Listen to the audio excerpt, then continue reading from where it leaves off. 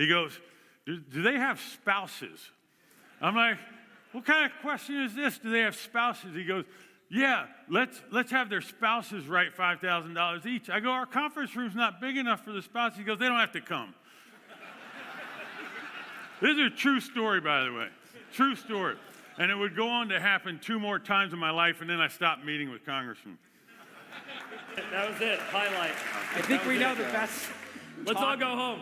I think the best talk in the history of All In. And we need to get it out there immediately so it can start going viral. And I think it will go very viral. Yeah. Welcome to the Freedom Unchained channel. I wanted to show you guys this clip. You don't normally get to hear these stories from billionaires like this with their interactions with politicians, but this gives you a clear story of how our government's ran and how corrupt these people are. It's kind of sickening. Hope you guys enjoy this video. I think it's entertaining. Please subscribe to the channel if you haven't yet. Leave me a comment. Let's get a conversation started. Smash the like button, and let's just get into the clip. I'm Bill Gurley. I got to Silicon Valley in about 1997 and was fortunate enough to become a venture capitalist in 98. And the entire first year of my career, I had zero interest in interacting with any form of government. It didn't seem necessary for what I was trying to do. I was working with founders and software and technology. I didn't see what it would bring me. Until one day where I ran into an issue, which I'll tell you about later, that required me to understand what was going on in Washington. So I checked in with a few advisors. They introduced me to this lawyer in D.C. Turns out D.C. lawyers do a lot of things that aren't lawyering. And he listened to what I have. He said, I'll call you back. He calls me back. He says, Bill, I got exactly what you need. I found a congressman on the committee that matters to what you're talking about, and I can set up a meeting. I go, great, I'll fly out. He goes, no, don't fly out. He's coming to you. I go, he's coming to me? That's pretty nice. He goes, do you have a conference room? I said, I'm a venture capitalist. We have lots of conference rooms. So he said, I need you to get some people together, and here's the catch. They need to bring $5,000 each. Hung up the phone. Started thinking, all right, I got 6 people. We got board members, CEO, $5,000, $30,000. He called me back next week. How's it going? Great, I got 6 people, $5,000 ready to go. He goes, most of these meetings have 10 to 12 people. I said, shit. Like now I'm inviting people that don't even have anything to do with this thing and like having to help them out. I'm up to 60K, I hang up. He called me back a week later. He goes, Bill, how's it going? I go, shit, I got 12 people. Everybody's got a check. We're ready to go. I'm losing interest at this point. He goes, do they have spouses? I'm like, what kind of question is this? Do they have spouses? He goes, yeah, let's have their spouses write $5,000 each. I go, our conference room's not big enough for the spouses. He goes, they don't have to come. This is a true story, by the way. True story. And it would go on to happen 2 more times in my life, and then I stopped meeting with congressmen. It is truly sickening to hear this story. Did you guys know that's the way they pad their pockets to get reelected? Like, I knew the system was broken, but didn't know exactly how it was broken. Or, in better terms, I guess, the way they manipulate people to pad their pockets. I always thought the criminals were criminals, but I didn't know that's how they funneled all the money into their pockets. Never really heard a direct story like that, so I hope you guys enjoyed that. They're going to sit down and ask them a few more questions, and I want to put my 2 cents in it on a few of these, so stick around. I want to know what you guys think about these as well. You put a pin in it. What's the solution? What can we do? I figured you'd go there. Yeah. The first thing... Is politics an answer?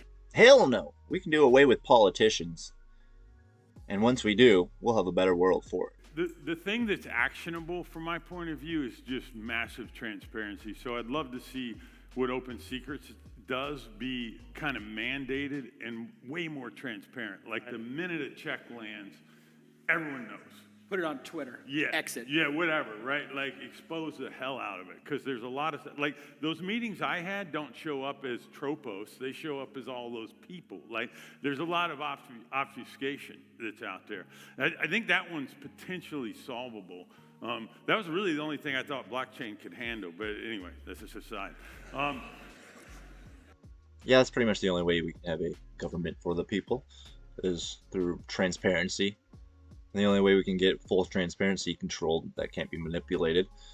by corrupt men wearing badges and guns and acting as certain characters, like politicians,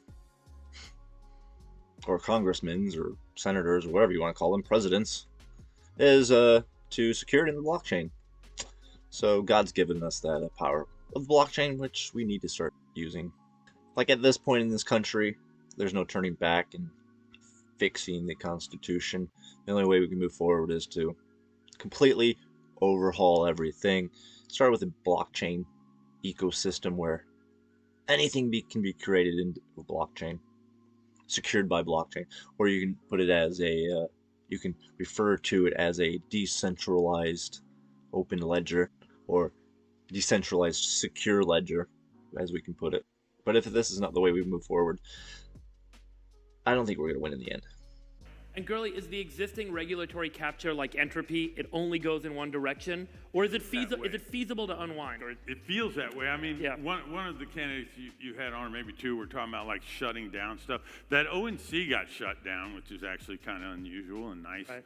But yeah, I don't know. I don't see. There have been attempts with certain presidents, well in the past, of kind of deregulating. But even if that's done by the regulators, like, I'm not even sure that would Totally. work. Another answer might be just to your original question, David, is just awareness. So getting people more aware, and hopefully this kind of thing can help. I think knowing what committees your legislators are on, and when they're traveling to visit other states and other companies and stuff that have nothing to do with your local, situation they're supposed to be looking after, that'd be helpful. Right. But once again, the people that You would think it's just the choose to mandate this are the ones doing it. Yeah, the people must be the one mandating it. We have the power, even as citizens of the United States, if you want to be one of those, or just a national. Just as a people, we have the power, but we've lost that power by not educating ourselves. So if we start there, and then add the blockchain in to help secure, we'd be well on our way. We can start right now with the blockchain as well.